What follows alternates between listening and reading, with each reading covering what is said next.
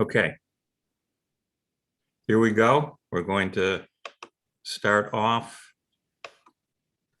So last week, just to backtrack a little bit, we kind of ended off with these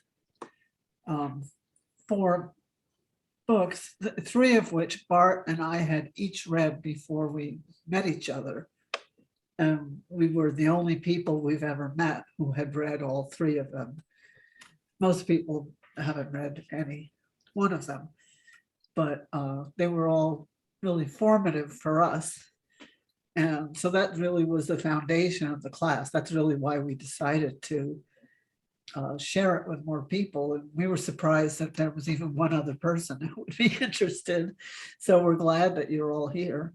The actual outline of the class really starts and finishes with this book called The Tao of Physics, where he argues that Western physics has hit the wall and it should consider Eastern approaches, Eastern mysticism for new avenues, which I think the work that Ron Cowan did, Bruce's brother, shows it was very, very fruitful to go do that, but we're not there yet. It's not widely held.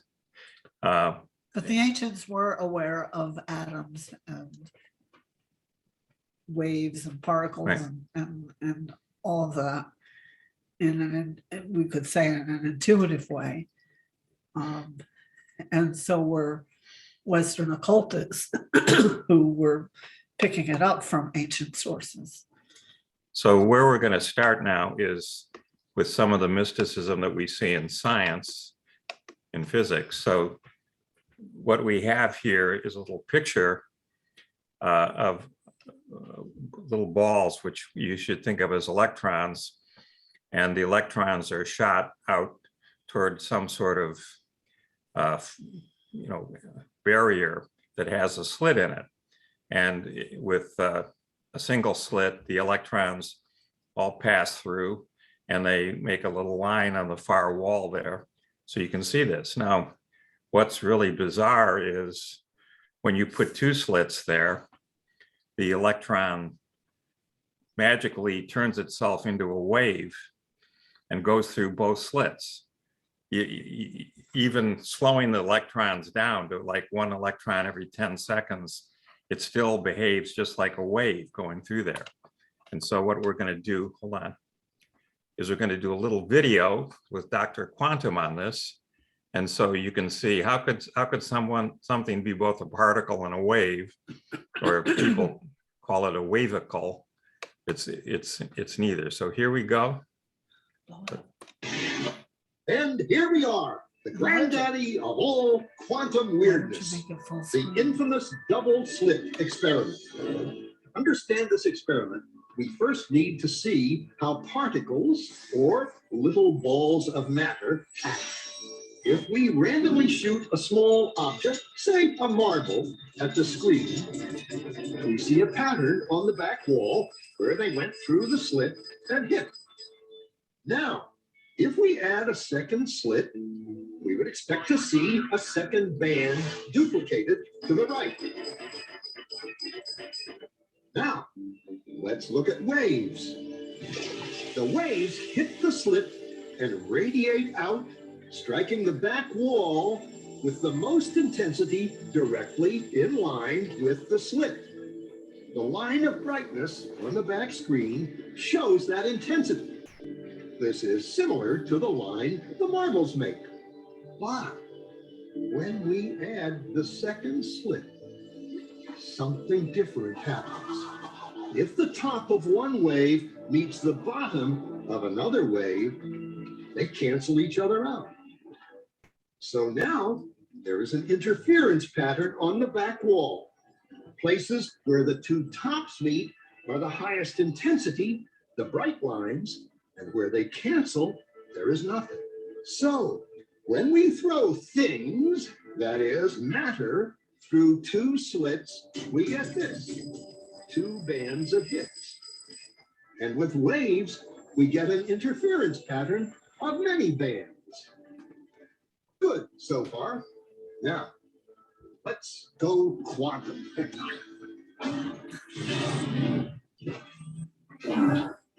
electron is a tiny, tiny bit of matter, like a tiny marble. Let's fire a stream through one slit. It behaves just like the marble, a single band. So, if we shoot these tiny bits through two slits, we should get, like the marbles, two bands. What? An interference pattern. We fired electrons, tiny bits of matter through. We get a pattern like waves, not like little marbles. How?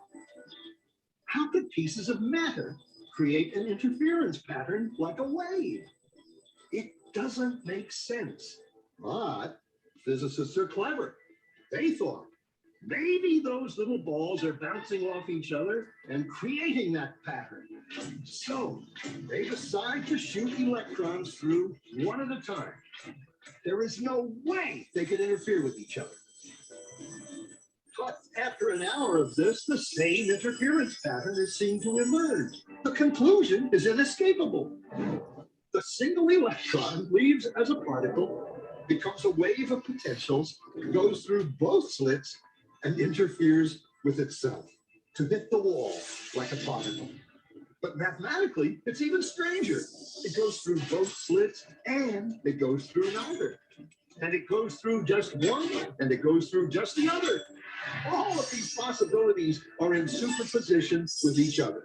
But physicists were completely baffled by this. So they decided to peek and see which slit it actually goes through. They put a measuring device by one slit to see which one it went through and let it fly. But the quantum world is far more mysterious than they could have imagined. When they observed, the electron went back to behaving like a little marble. It produced a pattern of two bands, not an interference pattern of many.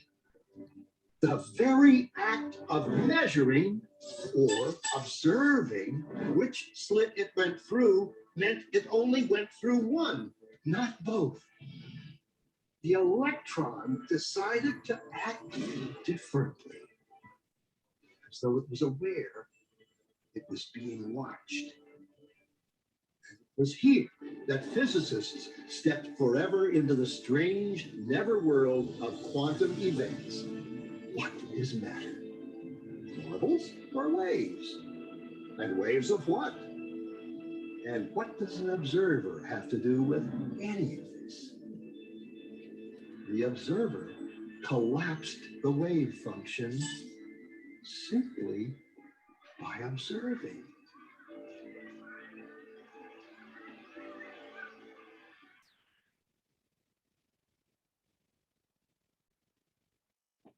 So just to go back. Oops, hold on. I'm going to get rid of this. Just to go back here.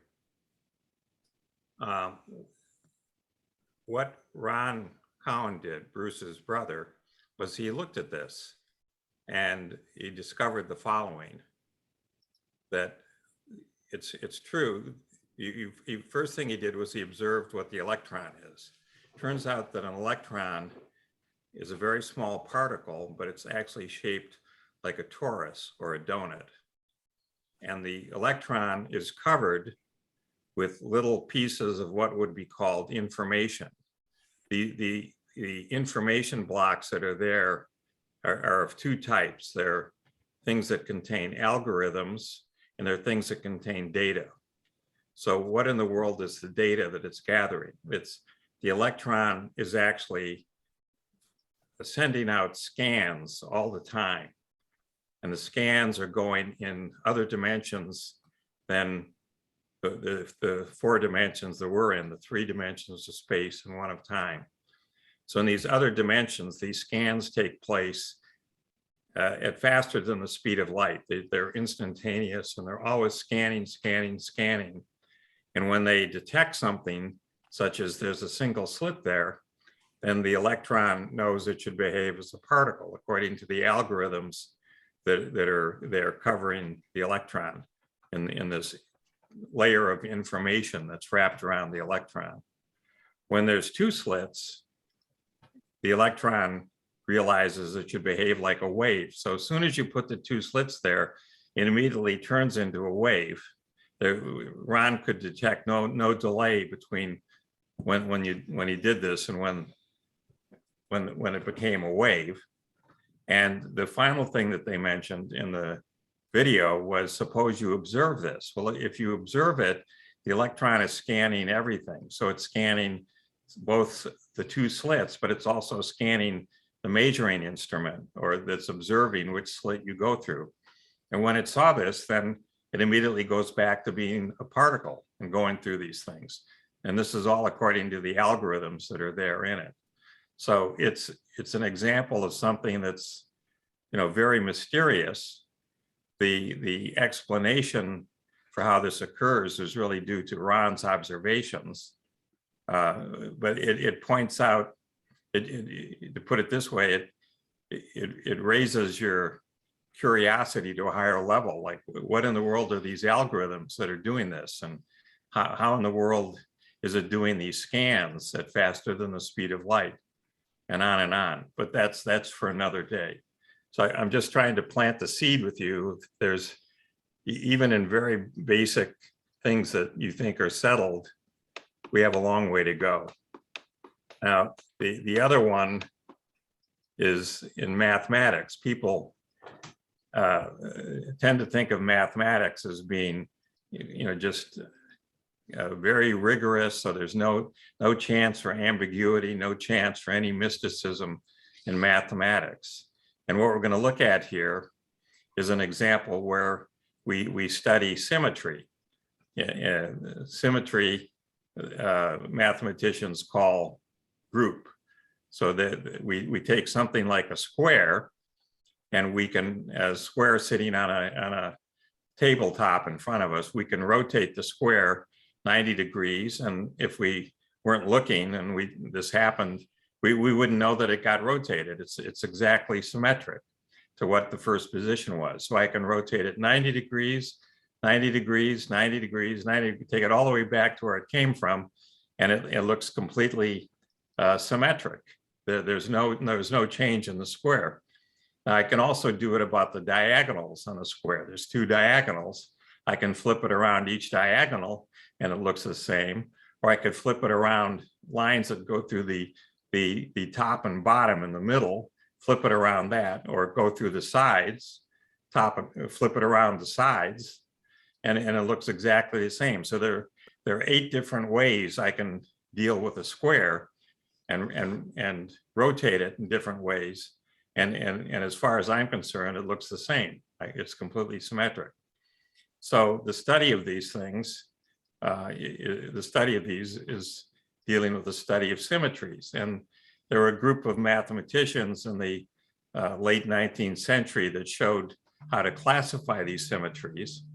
And they discovered that while they found lots and lots of symmetries, they found an exception. There was a group of symmetries that didn't fall into any category. So they just called them exceptional. So even in the study of symmetry, you end up with things that aren't symmetrical.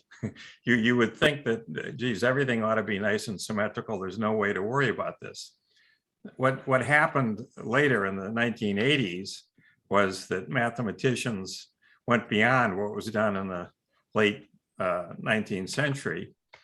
And they actually were able to classify all symmetries that were there. There are no more. They computer algorithms, the code that they wrote, came up with all possible symmetries. However, they found there were more than simply these 5 funny groups there.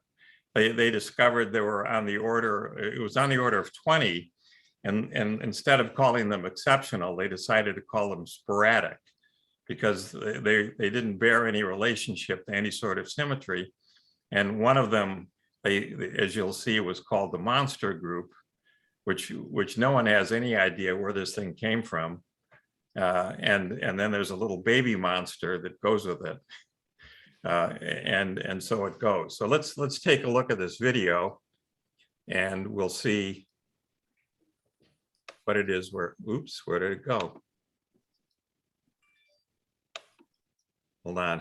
I'm gonna have to go back to, let's see if I can do it from this.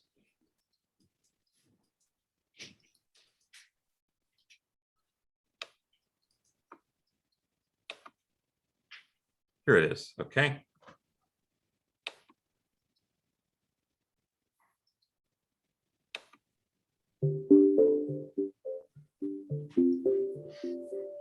Today, many members of the YouTube math community are getting together to make videos about their favorite numbers over 1 million. And we're encouraging you, the viewers, to do the same. Take a look at the description for details. My own choice is considerably larger than 1 million, roughly 8 times 10 to the 53. For a sense of scale, that's around the number of atoms in the planet Jupiter. So it might seem completely arbitrary. But what I love is that if you were to talk with an alien civilization or a super intelligent AI that invented math for itself without any connection to our particular culture or experiences, I think both would agree that this number is something very peculiar and that it reflects something fundamental. What is it exactly? Well, it's the size of the monster. But to explain what that means, we're going to need to back up and talk about group theory. This field is all about codifying the idea of symmetry. For example, when we say a face is symmetric, what we mean is that you can reflect it about a line and it's left looking completely the same. It's a statement about an action that you can take. Something like a snowflake is also symmetric, but in more ways. You can rotate it 60 degrees or 120 degrees. You can flip it along various different axes, and all these actions leave it looking the same. A collection of all of the actions like this taken together is called a group. Kind of, at least. Groups are typically defined a little more abstractly than this, but we'll get to that later. Take note, the fact that mathematicians have co-opted such an otherwise generic word for this seemingly specific kind of collection should give you some sense of how fundamental they find it. Also take note, we always consider the action of doing nothing to be part of the group. So if we include that do nothing action, the group of symmetries of a snowflake includes 12 distinct actions. It even has a fancy name, D6. The simple group of symmetries that only has 2 elements acting on a face also has a fancy name, C2. In general, there is a whole zoo of groups with no shortage of jargon to their names, categorizing the many different ways that something can be symmetric. When we describe these sorts of actions, there's always an implicit structure being preserved. For example, there are 24 rotations that I can apply to a cube that leave it looking the same. And those 24 actions taken together do indeed constitute a group. But if we allow for reflections, which is a kind of way of saying that the orientation of the cube is not part of the structure we intend to preserve, you get a bigger group with 48 actions in total. If you loosen things further and consider the faces to be a little less rigidly attached, maybe free to rotate and get shuffled around, you would get a much larger set of actions. And yes, you could consider these symmetries in the sense that they leave it looking the same. And all of these shuffling, rotating actions do constitute a group, but it's a much bigger and more complicated group. The large size in this group reflects the much looser sense of structure which each action preserves. The loosest sense of structure is if we have a collection of points and we consider any way that you could shuffle them, any permutation, to be a symmetry of those points. Unconstrained by any underlying property that needs to be preserved, these permutation groups can get quite large. Here, it's kind of fun to flash through every possible permutation of 6 objects and see how many there are.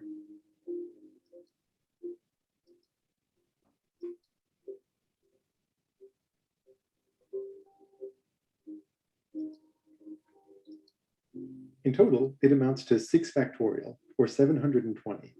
By contrast, if we gave these points some structure, maybe making them the corners of a hexagon and only considering the permutations that preserve how far apart each one is from the other, well, then we only get the 12 snowflake symmetries that we saw earlier.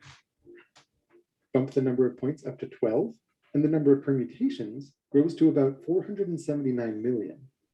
The monster that we'll get to is rather large, but it's important to understand that largeness in and of itself is not that interesting when it comes to groups. The permutation groups already make that easy to see. If we were shuffling 101 objects, for example, with the 101 factorial different actions that can do this, we have a group with a size of around 9 times 10 to the 159. If every atom in the observable universe had a copy of that universe inside itself, this is roughly how many subatoms there would be. These permutation groups go by the name S sub n, and they play a very important role in group theory. In a certain sense, they encompass all other groups. And so far, you might be thinking, okay, this is intellectually playful enough, but is any of this actually useful? One of the earliest applications of group theory came when mathematicians realized that the structure of these permutation groups tells us something about solutions to polynomial equations. You know how in order to find the two roots of a quadratic equation, everyone learns a certain formula in school? Slightly lesser known is the fact that there's also a cubic formula, one that involves nesting cube roots with square roots in a larger expression. There's even a quartic formula for a degree 4 polynomial, which is an absolute mess. It's almost impossible to write without factoring things out.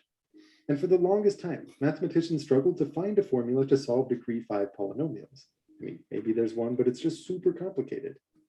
It turns out, though, if you think about the group which permutes the roots of such a polynomial, there's something about the nature of this group that reveals no quintic formula can exist. For example, the 5 roots of the polynomial you see on screen now, they have definite values. You could write out decimal approximations, but what you can never do is write those exact values by starting with the coefficients of the polynomial and using only the 4 basic operations of arithmetic together with radicals, no matter how many times you nest them. And that impossibility has everything to do with the inner structure of the permutation group S5.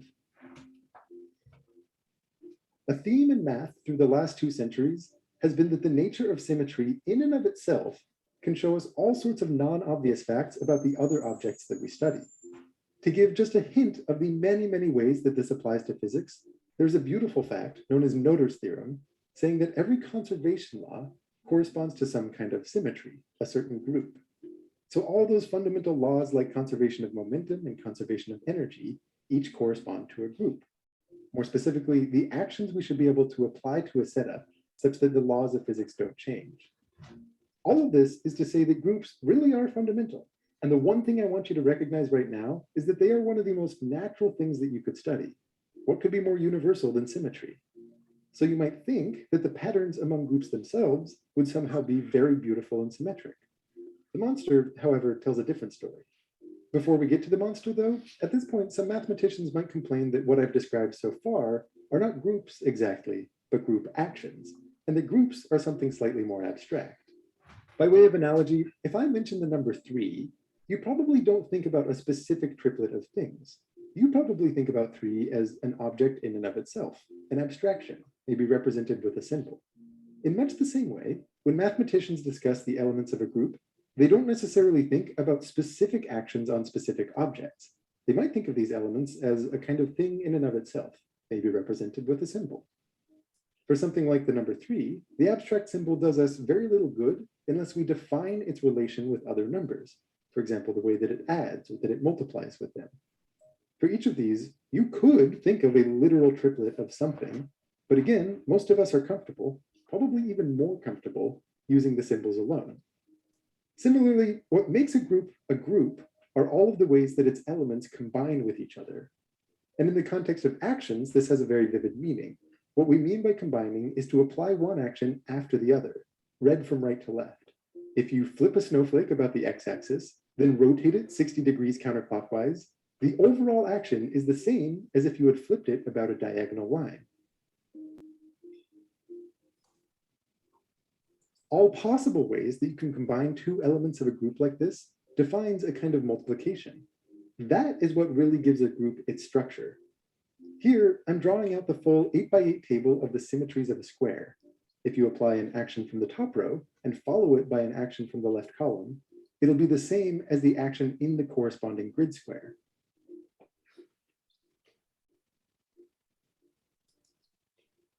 But if we replace each one of these symmetric actions with something purely symbolic, well, the multiplication table still captures the inner structure of the group, but now it's abstracted away from any specific object that it might act on, like a square or roots of a polynomial.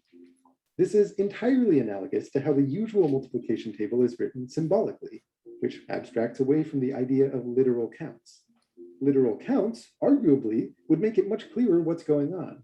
But since grade school, we all grow comfortable with the symbols. After all, they're less cumbersome, they free us to think about more complicated numbers, and they also free us to think about numbers in new and very different ways. All of this is true of groups as well, which are best understood as abstractions above the idea of symmetry actions. I'm emphasizing this for two reasons. One is that understanding what groups really are gives a better appreciation for the monster. And the other is that many students learning about groups for the first time can find them frustratingly opaque. I know that I did. A typical course starts with this very formal and abstract definition, which is that a group is a set, any collection of things, with a binary operation, the notion of multiplication between those things, such that this multiplication satisfies 4 special rules, or axioms. And all of this can feel, well, kind of random, especially when it isn't made clear that all of these axioms arise from the things that must obviously be true when you're thinking about actions and composing them. To any students among you with such a course in the future, I would say if you appreciate that the relationship groups have with symmetric actions is analogous to the relationship numbers have with counts, it can help to make the course a lot more grounded. An example might help to see why this kind of abstraction is desirable. Consider the symmetries of a cube and the permutation group of 4 objects. At first, these groups feel very different.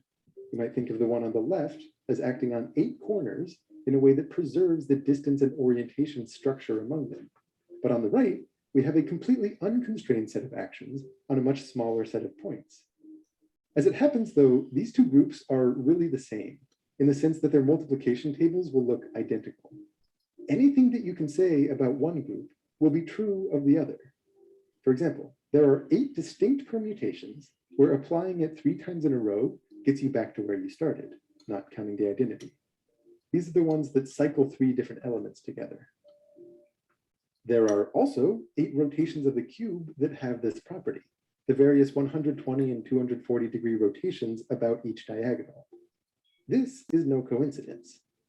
The way to phrase this more precisely is to say there is a one-to-one mapping between rotations of a cube and permutations of 4 elements, which preserves composition.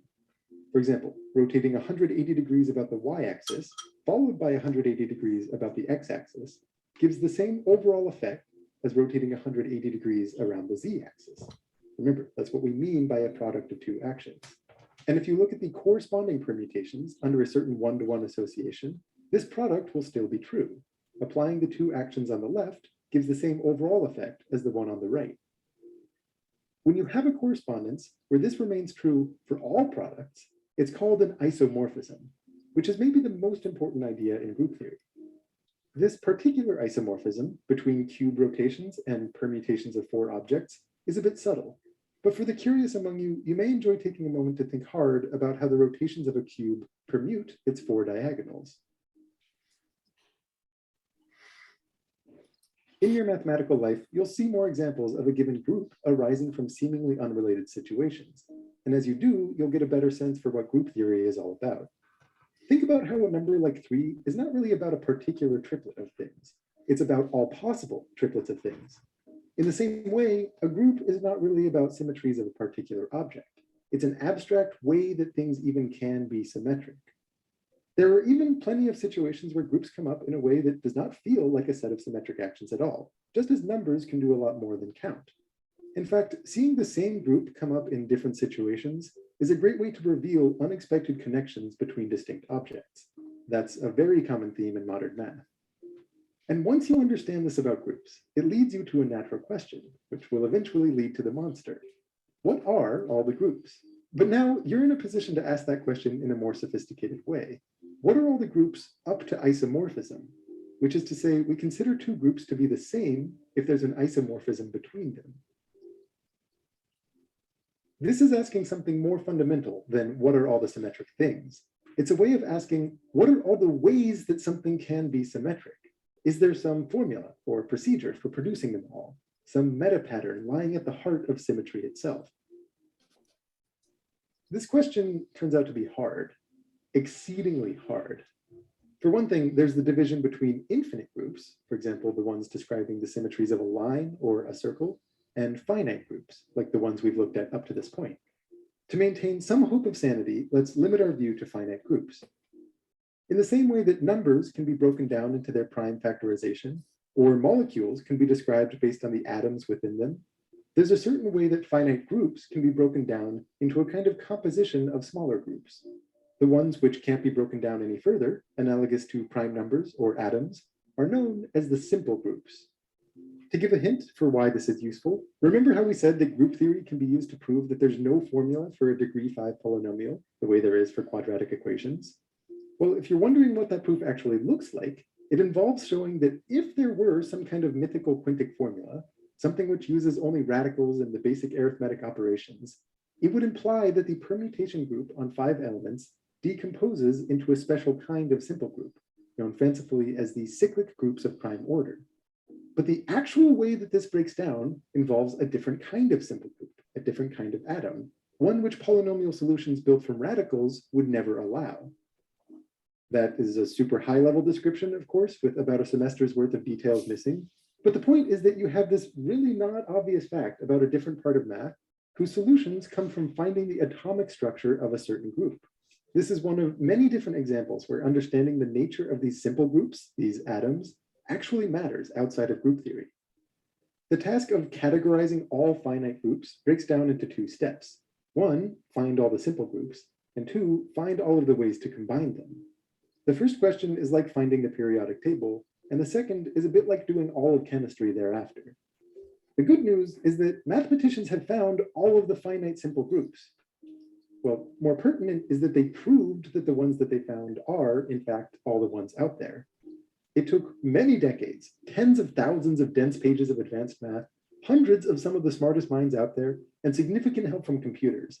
But by 2004, with a culminating 12,000 pages to tie up the loose ends, there was a definitive answer. Many experts agree. This is one of the most monumental achievements in the history of math. The bad news, though, is that the answer is absurd. There are 18 distinct infinite families of simple groups, which makes it really tempting to lean into the whole periodic table analogy. But groups are stranger than chemistry, because there are also these 26 simple groups that are just left over. They don't fit the other patterns. These 26 are known as the sporadic groups. That a field of study rooted in symmetry itself has such a patched together fundamental structure is, well, I mean, it's just bizarre. It's like the universe was designed by committee. If you're wondering what we mean by an infinite family, examples might help. One such family of simple groups includes all of these cyclic groups with prime order.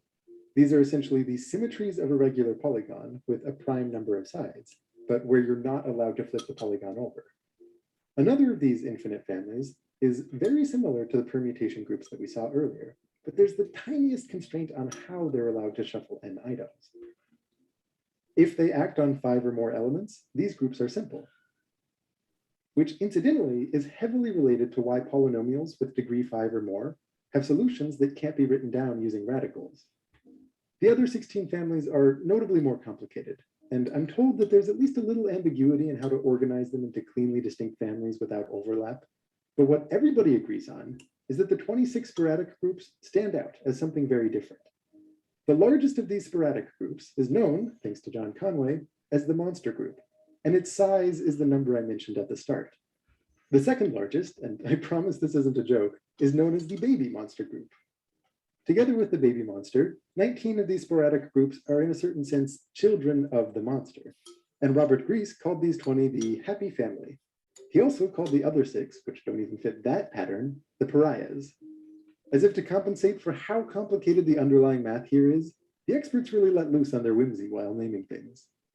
Let me emphasize, having a group which is big is not that big a deal, but the idea that one of the fundamental building blocks for one of the most fundamental ideas in math comes in a collection that just abruptly stops around 8 times 10 to the 53, that's weird. Now, at this point, given that I introduced groups as symmetries, a collection of actions, you might wonder what it is that the monster acts on. What object does it describe the symmetries of? Well, there is an answer, but it doesn't fit into 2 or 3 dimensions to draw, nor does it fit into 4 or 5. Instead, to see what the monster acts on, we would have to jump up to, wait for it, 196,883 dimensions. just describing one of the elements of this group takes about 4 gigabytes of data, even though plenty of groups that are way bigger have a much smaller computational description. The permutation group on 101 elements was, if you'll recall, dramatically bigger, but we can describe each one of its elements with very little data. For example, a list of 100 numbers.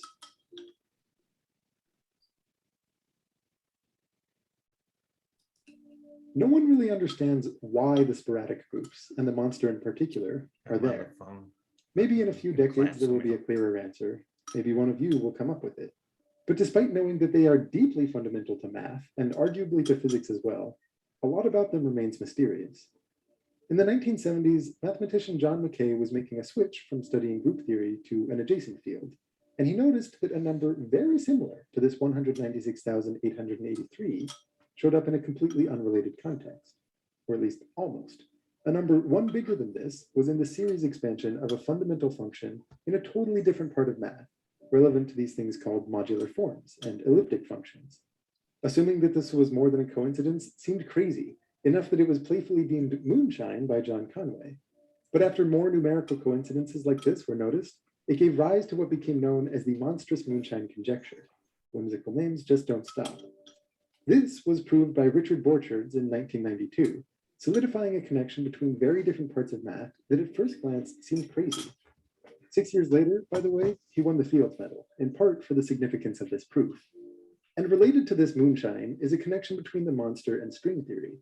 Maybe it shouldn't come as a surprise that something that arises from symmetry itself is relevant to physics, but in light of just how random the monster seems at first glance, this connection still elicits a double take. To me, the monster and its absurd size is a nice reminder that fundamental objects are not necessarily simple. The universe doesn't really care if its final answers look clean. They are what they are by logical necessity, with no concern over how easily we'll be able to understand them.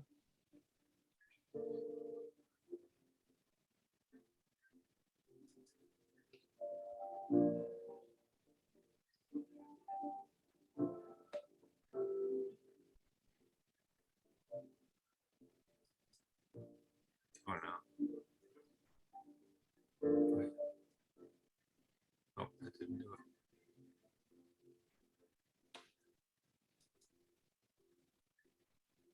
Just a sec, I'm trying to figure out how to kill this thing. Oops. So what you see here, First of all, are there any questions? there's way too much to pick up here, but I want to just expose you to the notion of a concept such as classifying symmetry, how fundamental it is, and yet it leads to things that are, completely mysterious. The thing that happens in all of this is in physics, time and again, when mathematicians come up with concepts like this, they turn out to have some play in physics in some way. And right now, no one knows, what that is for what we're talking about here. But everyone thinks if they thought about this long enough, that in 196,883 dimensional space, there'd be something there of interest to physicists. And that's what you should keep in mind is, while this looks, totally off the wall, and has to do with something that's even the mathematicians say is quite mysterious. They don't have a clue what causes this. It's probably something that's going to be useful, but maybe not in our lifetimes, but in some lifetime. So now I just went back and inadvertently erased the presentation. So here we are back where we were. So that's an example of mysticism in physics and mysticism in mathematics, hard as it is to believe. So now what we're going to do is just step back for a second, and really what we're going to see here time and again in this class is that astronomy is the thing that is really driving science. So we start off back in the days of Egypt and Sumeria and Stonehenge, and people all around the earth were looking at the precession of the equinoxes. They're looking at a day that would go for 24 hours, and then there'd be a year that would pass, and then the seasons would start to repeat. But on top of that, what they noticed was that what was the North Pole was pointing at was actually moving over time. And right now it's happens to be pointing in a particular direction that we associate these constellations with. So right now we're looking at the age of Aquarius is what we've just entered. And we just left the age of Pisces. So as the Earth North Pole actually wobbles just a bit, just like a spinning top. It just wobbles around in a little circle. But the circle takes 12 times 2,160 years, or it goes like is 26,000 years to go do this. And yet people back then were interested in this, which is like, why? What in the world was there about this? And then we get to much more modern times where Copernicus realized that there was the sun at the center of the solar system, so it's heliocentric, not the Earth. And then Tycho Brahe, who made incredible observations, but Kepler was able to summarize all of them into 3 laws of planetary motion, which then Galileo and Newton looked at and were able to come up with a more general encompassing of these laws of motions of the planets and actually also the stars. And then that led to a whole series of activities with the French mathematicians Laplace and Lagrange, where they were able to generalize what Newton had done. And they realized that everything follows a principle of least action. So they were able to show that we follow a path in all of these planets moving around, all of the satellites, and the path that they follow is the path that always minimizes the least action. Now, what is the action? The action is actually the difference between the kinetic energy and the potential energy. And it was a very, incredible, generalization of what Newton had done that actually appears to be useful for all kinds of other areas of physics. But as we got toward the end of the 19th century, the French mathematician Poincaré tried to show that the solar system was stable. It's be useful to know that the solar system, the orbits of the planets are all stable. We don't want to fall into the sun when we, wake up one morning. And Poincaré discovered what we now call chaos, that the small little perturbations in where we were at could lead to very large fluctuations later on. So he was never able to show that the solar system was stable or not stable. He was able to show that it was probably stable far beyond when the sun would go nova, which was good enough for government work.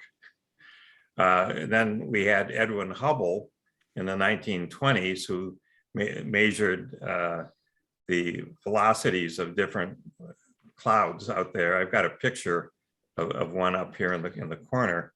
They turn out to be galaxies. They didn't even realize that, but these were all moving away from one another. And if they're moving away from one another, then that suggests that they all started off at a common point.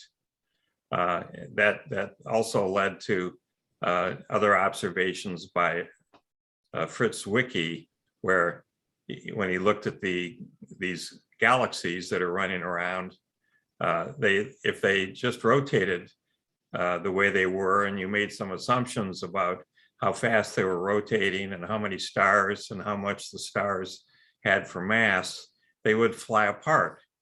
And but they don't fly apart. The galaxies are all clustered together. And so this led to the notion of there's matter that you can't see out there, which he called dark matter. And then to make it even more bizarre, we had Einstein with his theory of general relativity, where he showed it was possible to have something called a black hole.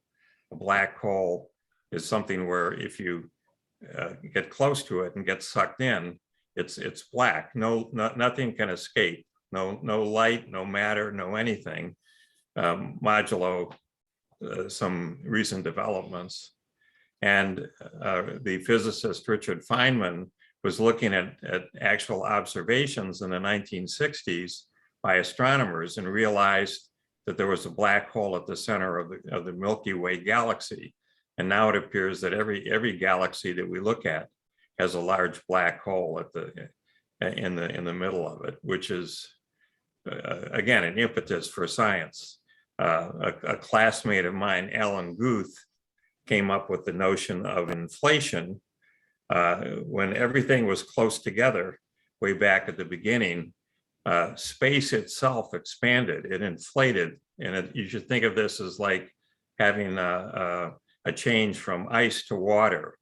And all of a sudden, the ice expands rapidly into melted water, leading to everything being smeared out everywhere. The reason why I came up with this was when you look at this sky at night, you see that the stars are everywhere. They're all uniform.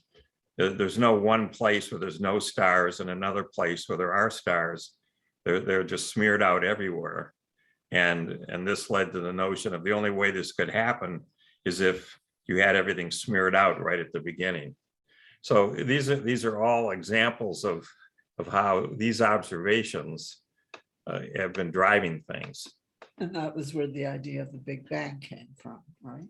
Yeah, the notion was if everything started off, then it became a very biblical notion that there was a bang, and they called it a Big Bang because it's creating the universe. The universe is apparently all clustered together into something small, but it's big, except that there wouldn't be any bang because there was no one around to hear anything. In fact, we now think it was a big bounce, but we'll see that later on. So underlying everything were these ideas of, again, Western science, driven by what Isaac Newton did. And he had the notion that we have space around us. There's up, down, right, left. So you end up with these three dimensions that you can move in, and that seems pretty clear. What's the problem? And then you have time, and time just flows along, has nothing to do with space, and end of story. That's how the universe is put together. What we discovered was, while we start off with this, with Newton having this notion of space and time having no relationship, that as we got closer into electromagnetism and looking at how things moved closer to the speed of light, the only way that it could make sense was for space and time to be coupled together, intimately coupled together. And what we actually see is as you approach the speed of light, the time itself slows down, which is very bizarre. A different generalization of this, general relativity, expanded on this and showed that as the gravitational field gets stronger, time slows down.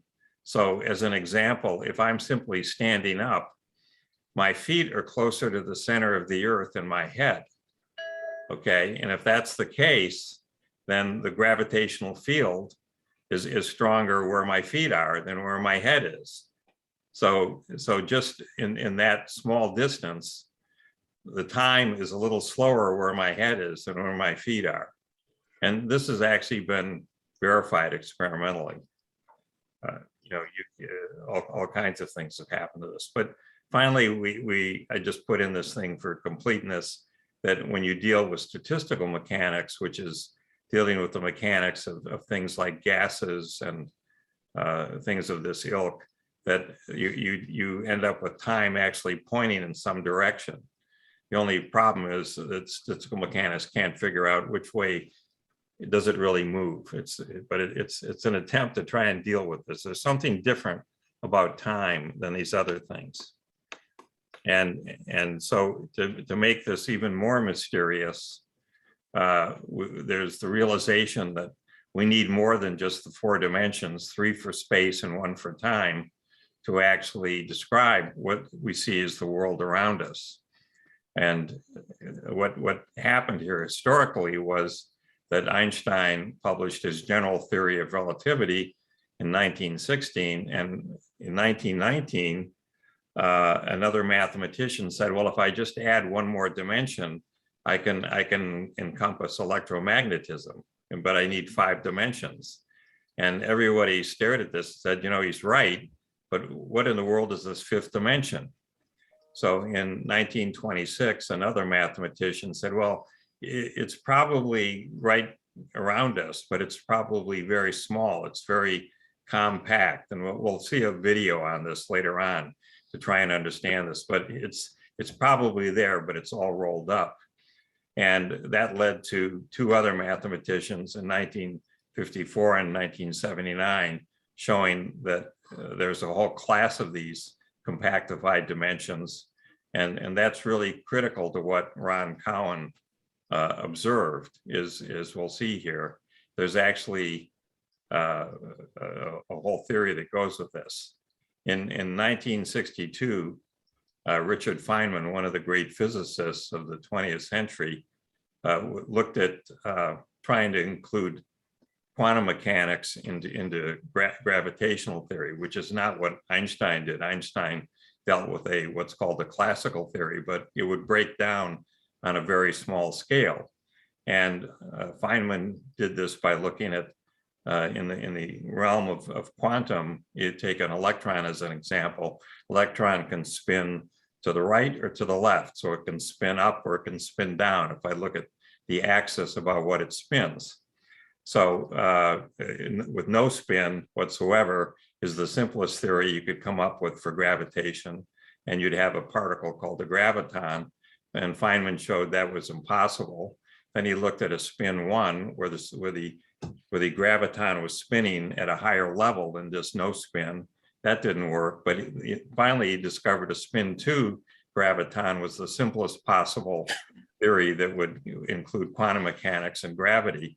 And in 1971, another physicist showed that if you really wanted to have a spin 2 graviton, you needed 26 dimensions, 26 dimensions. It turns out this is what Ron Cowan observed. In fact, we live in a 26-dimensional space, as we'll see, and that we need all of them to explain the physics, to explain how things work all around us. What is the particles that are in this space are little vibrating strings, and they satisfy these symmetry conditions that we touched on, as you saw earlier with Calabi and Yau. They had developed these symmetry conditions, and the particles themselves live in 10-dimensional subspaces. But the things like the electromagnetism that we see around us for photons, they run around in all 26 dimensions. And so this is really where we're heading in this. This is what Ron Cowan observed, was we live in a space of matter which has 4 dimensions for space and time, but actually the matter has sitting right next to it a 6 compactified dimension space right next to it, and the sum of these 3 gives us a 10-dimensional space. Now, I'm going to argue that when you achieve enlightenment here, in the sense of the Buddha, if you learn to really meditate, what you can do is extend your consciousness out into this entire subspace here. And this allows you great certainty, great knowledge of how everything is behaving. And in fact, what's amazing about these compactified dimensions, we touched on this earlier, is that this is where the electron was sending out its scan to find out whether there was one slit or two slits there. But it can also be used to control the forces that are in the 4 dimensions that we're in. So for example, these compactified dimensions allow people that are yogis to levitate off the ground. They can go ahead and trigger these higher realms, these higher spheres. And oh yeah, sorry, we got someone coming in. I didn't realize that. So you can end up levitating by controlling what's going on there. Talk about that a little bit. Up in the corner here, we've got a picture that shows a particular 2-dimensional representation of this Calabi-Yau manifold. There's a whole bunch of videos now on the web, and there's different software programs that you can run. You can build your own Calabi-Yau manifold if you want. I just picked this one because it looked pretty, but it isn't. The ones that are here have 6 dimensions, 6 dimensions, and 6 dimensions. But the thing is, next to us, we have this space called dark matter that also has its own space and time. And so if we look at this, we see we've got 3 dimensions for space here, 3 dimensions for space here. And then we have 6 here, 6 here, and 6 here. So if I forget the time for a moment, there's 26 total, but I've got 2 time dimensions, 1 here and 1 here. I have 24 dimensions in total. And I should think of these as really as 3-dimensional subspaces. So I have 3 space dimensions here, and I have another pair of 3-dimensional subspaces here, another pair of 3-dimensional subspaces here, another pair of 3-dimensional subspaces here, and 1 more 3-dimensional. So at every point that we're at right now, there actually are 8 3-dimensional subspaces, but they're all wrapped around us. We can't see any of these things. Another thing that's interesting here is we have 3 holes. So that we have, with these compactified dimensions, you could think of these, if you will, as different planes, but they hook together. There's a hole that goes from, say, the dimension 2 to dimension 5, and there's another hole that goes from dimension 3 to dimension 6, and there's another hole that goes from dimension 4 to dimension 1. So we have 3 holes that are connecting these things. Are those like the wormholes? In Yeah, these are like wormholes, okay? But they create resonances here with these 3 holes. So up here where we live, we have an electron, but because of these 3 holes, the electron actually creates 2 more resonances. So there's 2 other particles that are related to the electron that just start to resonate because they're ringing from these holes that are there. Over here on this side with dark matter, we have 4 holes connecting these 6 dimensions, okay? And way down here at the bottom, this thing is basically synchronizing everything. It's connected to the matter side and to the dark matter side, and it has a total of 8 holes. Well, I have 3 holes here, so that means that this thing down here has to match it, has to have the same corresponding 3 holes in its 6 compactified dimensions. This one up here has 4 holes, so it has to have 4 holes matching down here. So I've got 3 plus 4 is 7. That leaves 1 over. I'm willing to bet anything it has to do with time up here, which I haven't talked about yet. So what about the difference between matter and dark matter? Yeah, the difference between matter and dark matter is that basically here, when we look at what are for particles, we have electrons, protons, and neutrons, and other things called neutrinos. The electrons are fundamental. The protons and neutrons are made up of things called quarks. So we need 3 quarks to make up each proton and each neutron. It turns out what Ron Cowan observed and other people is that the 3 quarks are made up, each quark is made up of 3 subquarks. So the three subquark, the subquarks that are here have 10 strings, 10 closed strings in them. So there's two types of subquarks here and one electron. And that gives us everything here. But when you go over to dark matter, that's over here, there's no electron. And the subquarks that are here are made up of 5 strings. So they're not as active as over here. 10 strings, much more active than 5 strings. And the thing that's amazing about this dark matter is, remember, we're talking right now, we're matter. So we've achieved sentience. We can think, we can express ideas conceptually, okay? Well, the same thing's true over here with dark matter, except that the dark matter is made up of just of these subquarks. So you get enough mass of these subquarks that are very small, and they achieve sentience, they achieve intelligence. And we call these things spirits or souls or whatever you want to think of for things like that. And it appears that there's an intimate symbiosis between the matter and the dark matter in terms of what is going on here. And who came up with the concept of dark matter? The dark matter is from physics, came up out of looking at these galaxies and how they were spinning. And the fact that if they made assumptions about each star has a certain mass on average, and there's so many stars in a galaxy and they're spinning at a certain rate, then if they let them simply do that, the galaxy would fly apart. So there had to be other matter in the galaxy, which there is. Ron Cowan observed this. There are huge amounts of dark matter out there. So what we now realize is that matter consists of 5% of the universe.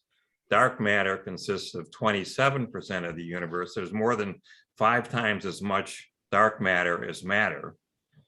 And then the rest of it is what is called dark energy. The remaining 68% is what's called dark energy.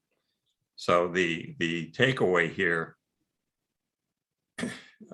is that we're still in the early days of trying to understand what in the world is going on over here, but it's going to require a very Eastern perspective on all of this. It's not going to be a lot of this has been already discovered, but the people that discovered it don't have the vocabulary of modern mathematics and modern physics to be able to explain this to people.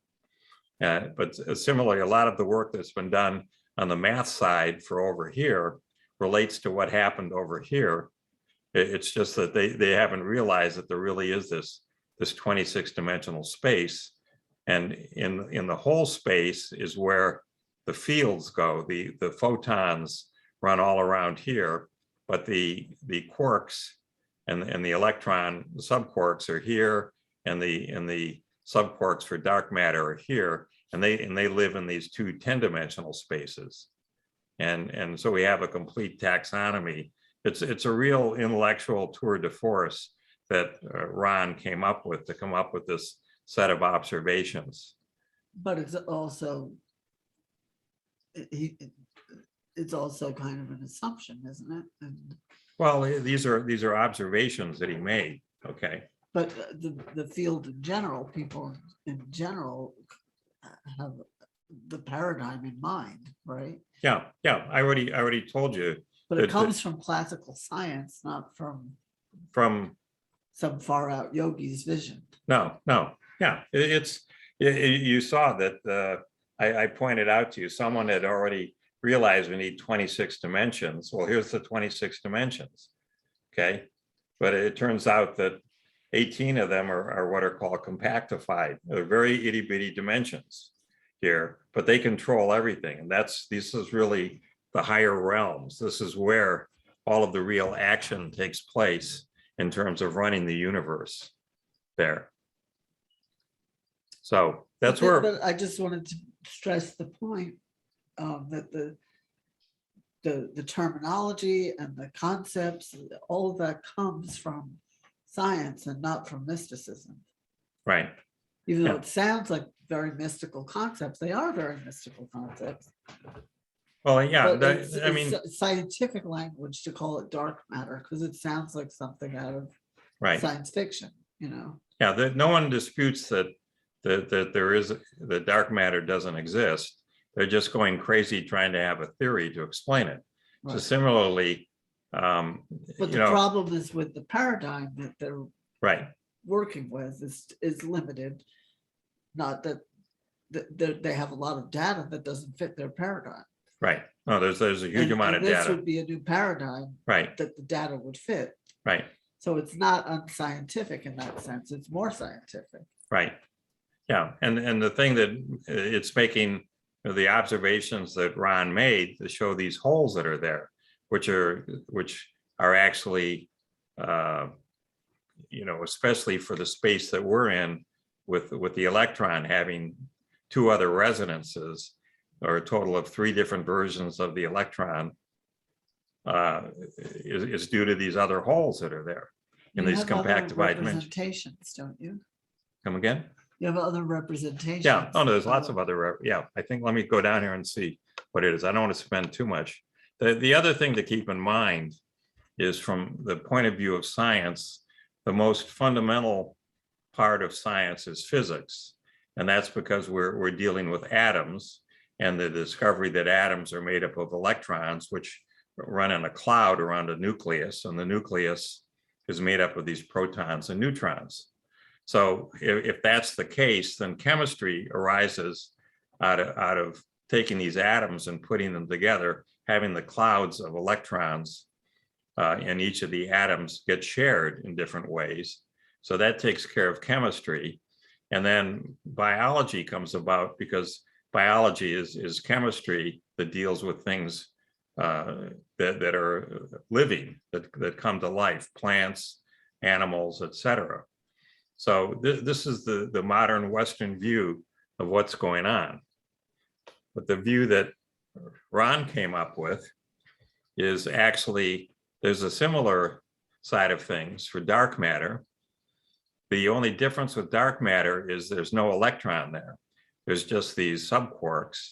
So you have a different sort of chemistry that has all these things come together. And then you have the notion, Ron called them mind forms, but you could call them spirits or souls that lead to a biology. And they interact with what's going on the matter side of things. And it's all coupled together through these compactified dimensions. And that's where the information lies. That's where the algorithms and all the data exists for coordinating how all of these things work together. So it's a very different, this is also why you saw the observer changing things, why you saw in that video with Dr. Quantum, or whatever he was called. You know, it's a very different view of the world, and the information you know, controls everything. So we finally get to our class, and we're now at 8:22. So let's go through a few of the lectures. Let me see, just a sec. This might be Nina. Hello?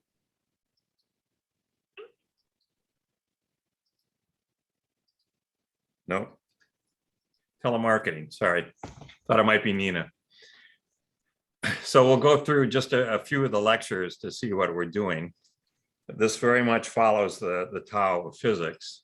The first thing was. By the way, I just want to say this would all make so much more sense if you guys would pick up these books at home. Yeah. You know, because we're just skipping over the surface. You would get the vertical, you know, the picture would be really filled in if you took a glance even at the table of contents of the Tao of physics. Just saying. Yeah. So, you know, we have to start off and have a common vocabulary. If we're going to try and deal with Western notions and Eastern notions, there's just a fundamental breakdown in how we even communicate about these things. So how do we really compare the statements that scientists make in Western science and the Eastern mystics. They're Western mystics too, but I'm just going to overstress it to emphasize the point. And they have very different cultural backgrounds here. We had the idea of Ralph Waldo Emerson, okay, who had various notions and had read the Bhagavad Gita, the Hindu work, and the Swiss psychologist Jung, who gave a totally different view, talking about a collective unconsciousness that's all around us, which we would argue is that information in the compactified dimension, the collective unconsciousness that is guiding everything. And how in the world do we relate these things to one another when we have such disparate views here of Emerson and Jung as an example? The Eastern mysticism we're talking about is dealing with Hinduism, the Yoga Sutras, the notions of meditation, Buddhism, Taoism, the I Ching, Sufism, the Egyptian religion, and things like Göbekli Tepe, which is a mystical site that happens to be in Turkey. Whereas in Western mysticism, the notion of meditation goes with prayer, and we deal very much with the notion of Christianity, with especially Jesus of Nazareth and Saint Francis of Assisi. But there's also the Judaic side of things with the Kabbalah, and then the works of alchemy that tried to bridge looking for perfection here, and then going into the Native Americans and Aztecs, Inca, Mayan, Hopi, all kinds of Western mysticism here. So the mysticism, the reality of it is you're dealing with concepts that really cannot be expressed verbally because the language isn't capable of doing the job. And so how can we have a discussion about Eastern and Western if we have a complete breakdown in language? We have to have some way to talk to one another about what these concepts are to get anywhere.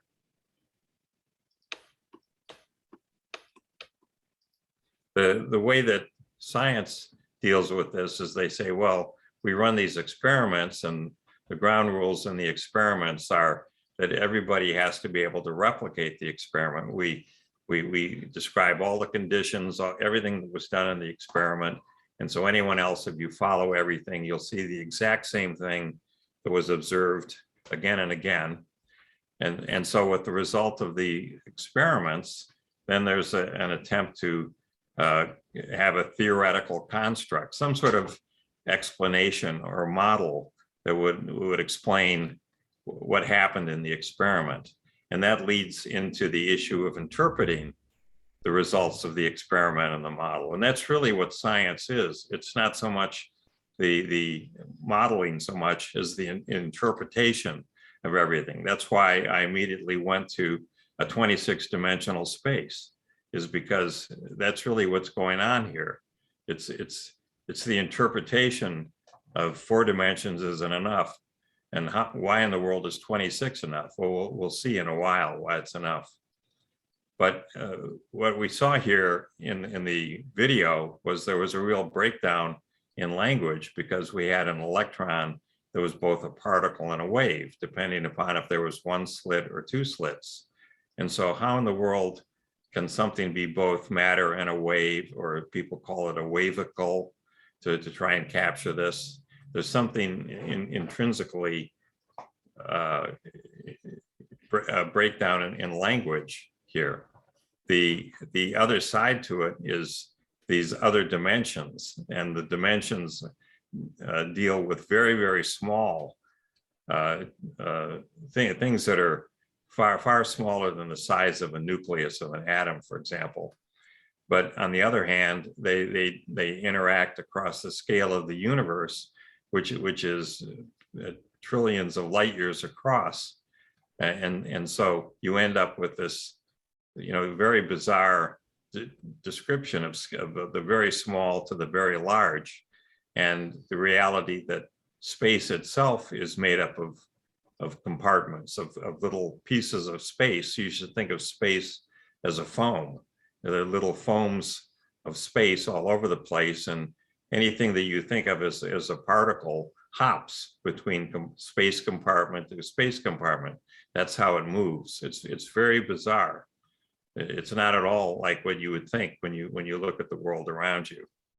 And the foundations of this, the basic elements, as we touched on, was this notion of information that's in these compactified dimensions. And then you had these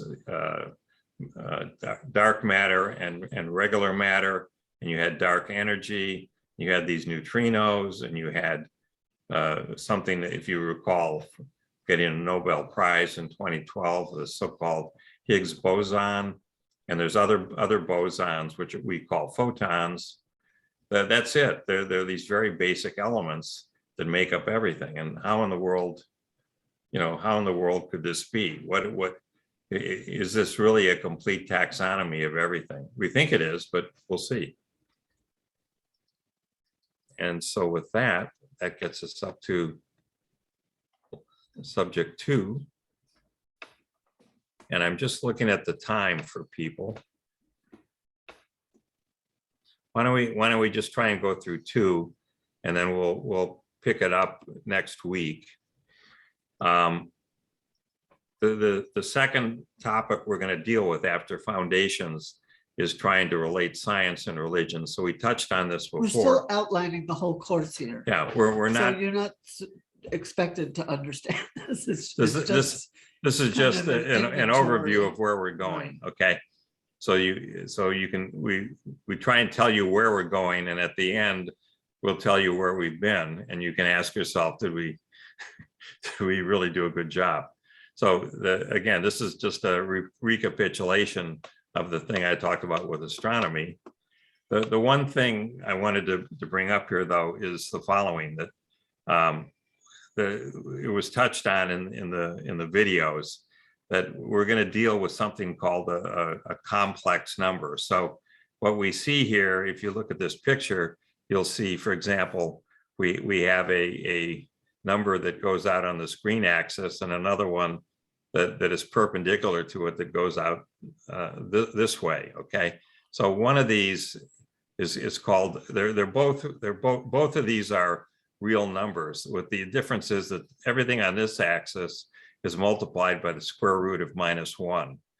And the square root of -1 turns it into what's called a complex number. We take the real part, the real number here, and then the real number here multiplied by the square root of -1. And why do people do that? And it's the reason why we do this is it was first developed for being able to solve, for example, quadratic equations. We could solve an equation, x squared equals 4, and we have two numbers that work there, +2 and -2. If we square x squared, +2 squared is 4, -2 squared is 4. So that's great. But now we have a problem when we go to x squared equals -4. Okay, that's a perfectly good equation, but instead of dealing with plus and -2, we have a leftover square root of -1 that we need to include. So we've extended the notion of numbers that we need from just simply real numbers to real and imaginary numbers.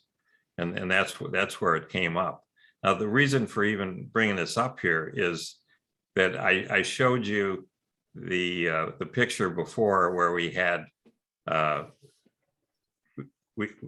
matter and dark matter, and they're sitting there side by side. It appears that the dark matter is in a set of dimensions that is the square root of -1. So the x axis for dark matter is actually the square root of -1 going this way, whereas our x-axis is going this way.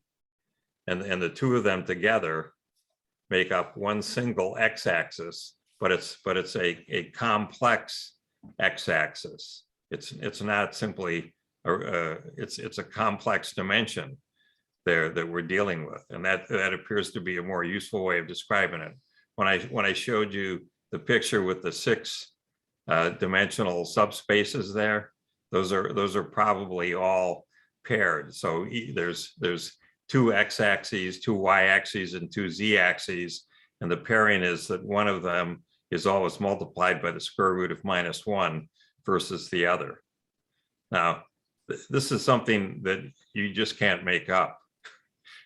You look at this and you go, where in the world did this come from? But these are the rules that seem to make sense for describing the world. And the mathematicians just happen to call this funny thing symplectic geometry, because it's they needed a term to describe it, and using complex didn't seem to do the job.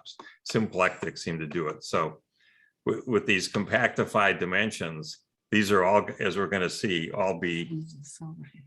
What do you want to do? Move that panel out of the way. Move the panel, this one? Yeah.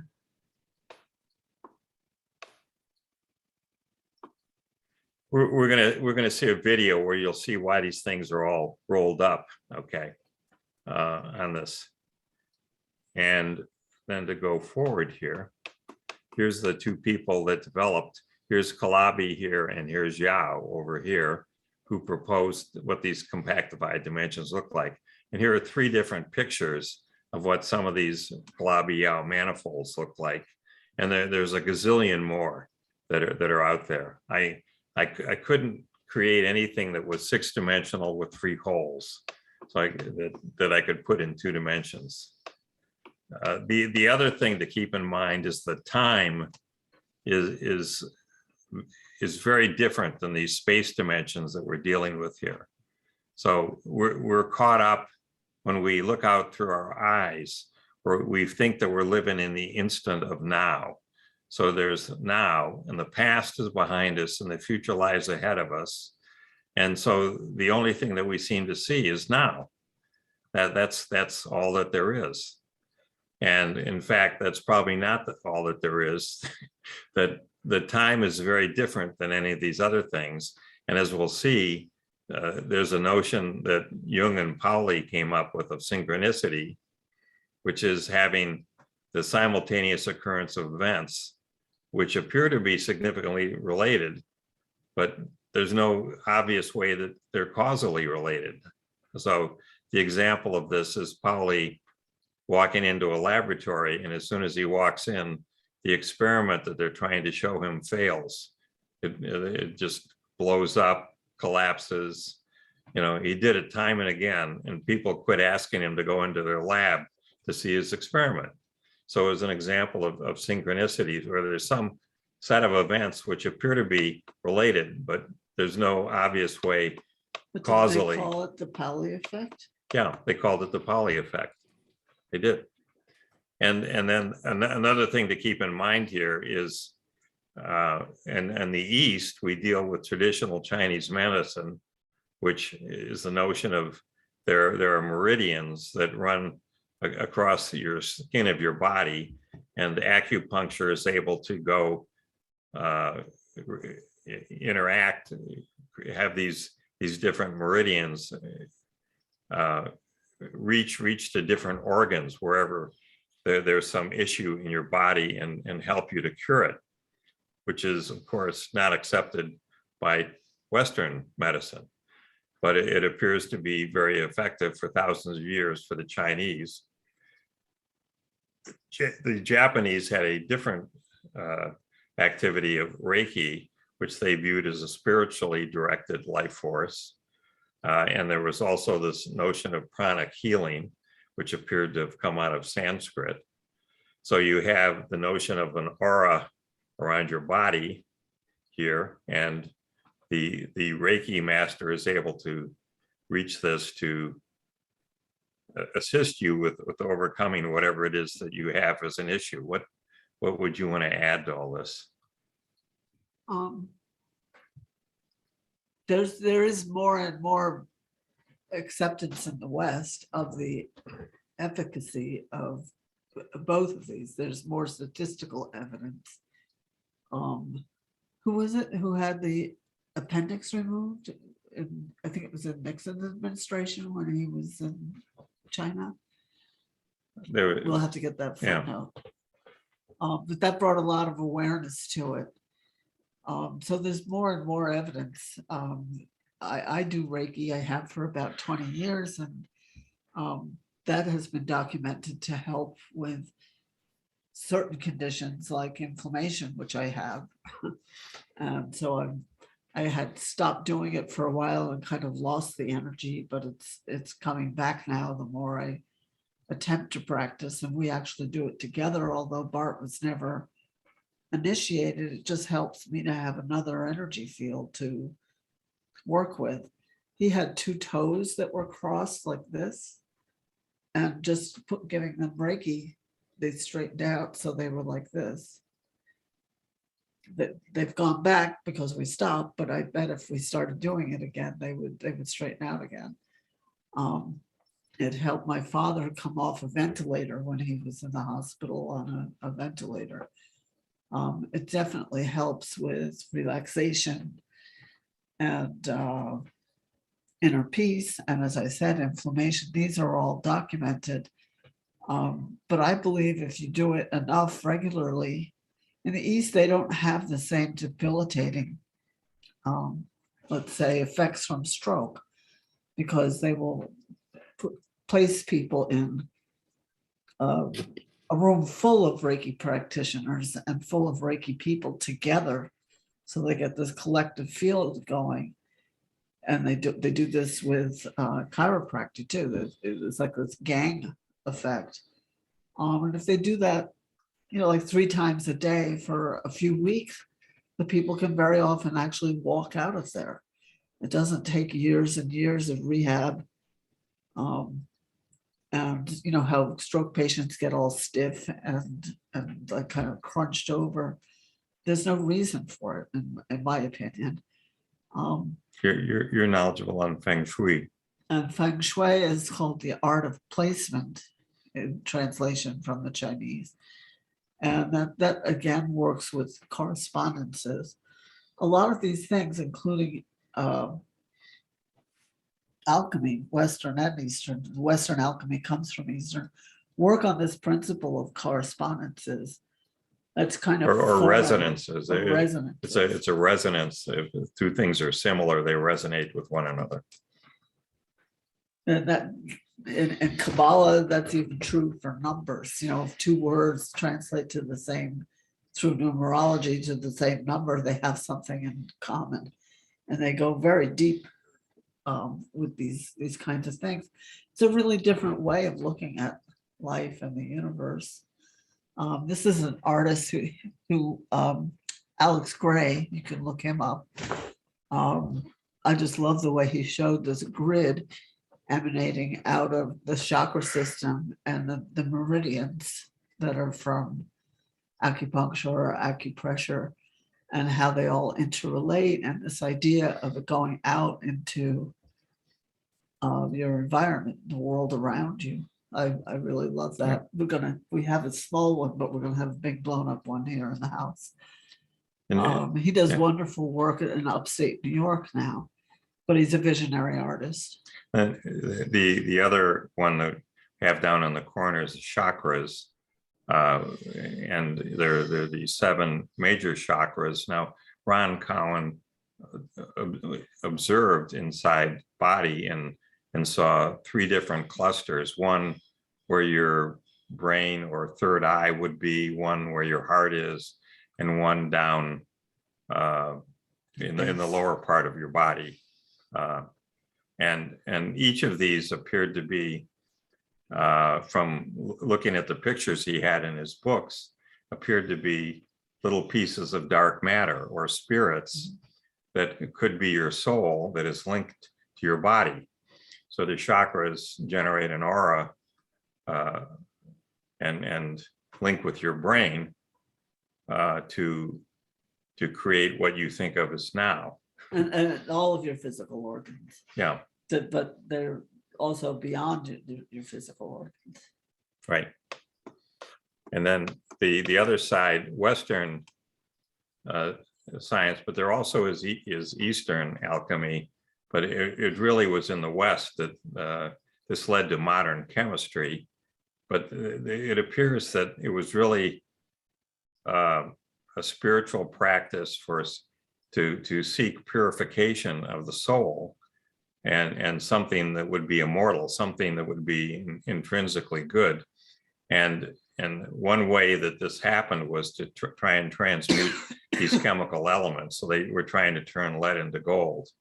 But this is really a spiritual transmutation, which is equivalent to an awakened consciousness, which is present in all forms, not just in people, but in plants and trees and cats and dogs and everything. And we'll spend some time, a whole unit, on this activity of two clairvoyant people, Annie Besant and Charles Leadbeater, who came up with a series of clairvoyant observations where they discovered what the atom looked like before any physicists had done this. And then they came up with a whole variety of things, such as isotopes, where we have extra neutrons in the nucleus, but the same number of electrons and protons, and so forth. And just a totally amazing series of observations. And they did all this through intense meditation. And we point you to the Yoga Sutras of Patanjali, especially in book 3, where he points out that an individual has two parts. The innermost part is called the seer, or the true self, and the outer or surface part is called the ego mind, or the illusory self. And so your mind, or your intelligence, or your ego is the illusory part. It's really the inner part, which is the seer, is what you want to try and reach. And trying to, through meditation, master these ways so that you can quiet down all the noise around you and seek the knowledge of your true self is really the purpose of this. And as a sidekick, a side benefit of this, you end up becoming clairvoyant, as an example. But that's not the real payoff in the thing. The payoff is to try and achieve this higher level of knowledge of the world around you. And so he went through a series of things here, but ultimately what you want to do is to perceive everything on all levels. And we presented that as all 10 dimensions, trying to actually link up with the world around you and tune out on all the noise that you have there. So with that, why don't we just call it a night? Again, this is just where we're going. We're going to go back through all of this. We're just trying to set the stage. Any questions? If people have any things that they want to say, we'll be glad to try and answer them. So I can say one thing that was sort of interesting to me. I've been playing this game, and it's a network strategy game. So it's a sequence of, numbers. You're trying to knock out, somebody with bigger numbers than they do. But it's all strategic. So the behavior's never the same. And when you were showing that monster number, it made me think how little I understand all the math permutations that are involved in this game I'm playing. And it's supposed to be for probably people that know a lot more about it than I do, but it's still fun. Like sometimes I can get into a different space and I can tell when I'm going to succeed and win, based on my positions that I can achieve. But then I get surprised with the behavior is not what I'm expecting sometimes.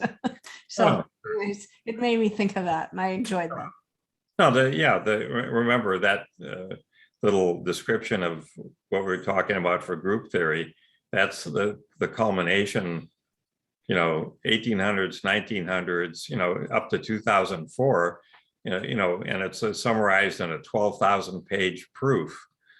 Okay. by hundreds of mathematicians and a huge amount of computer software that was exploring all the possible permutations you're talking about to show that they didn't miss anything. Yeah. So, yeah, especially when you have something that's 12,000 pages long, I mean, there's only 10 people on Earth that might go through that thing to try and figure out, is this really what's going on? Who knows if it's true? But Yeah. there's a lot of people that believe it is true. So, But Einstein said most of his greatest insights came through his intuition. Right. Not through logic. right. I think our intuition is a lot more efficient. Yeah, I was listening to a recent podcast where they were trying to understand that how the brain works, how our intelligence works, in that even as a small child, we can distinguish between a dog and a cat, but we can't tell you why. We know it's a dog or a cat. And I thought that